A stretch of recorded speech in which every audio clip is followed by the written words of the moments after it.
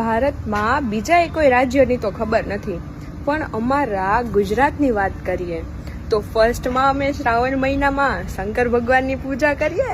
શંકર ભગવાનની પૂજા હજી હાલતી જ હોય છે. ત્યાં કૃષ્ણ ભગવાન આવી જાય છે મટકી ફોડવા માટે. કૃષ્ણ ભગવાનનું પતાવીએ છીએ, ત્યાં આવી જાય છે ગણપતિ દાદા. એમને તો ઉંદેડા ઉપર બેસીને આવે ને અમે એની 10 દિવસ આરામથી પૂજા કરીને ફૂલ મસ્તી મોજથી લાડવા ખાઈએ. બધું પતાવીએ તો એમના મમ્મી આવી જાય, એટલે કે નવરાત્રિ. નવરાત્રિમાં તો વાહ વાહ વાહ વાહ, 9 નોરતા હે ને રાત્રે ફૂલ રમવાનું, ફૂલ મોજ મસ્તીથી અમે નવરાત્રિના 9 દિવસો વિતાવીએ છીએ. અને પછી આવી જાય છે દિવાળી.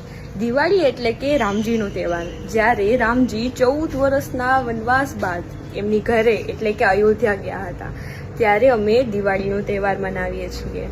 તો આ છે અમારું ભારત. અને ભારતમાં તો તમે જુઓ જ છો, સાથે સાથે અમારા ગુજરાતી લોકોનો ફેસ્ટિવલ તો કંઈક અલગ જ હોય છે, બધાથી અલગ.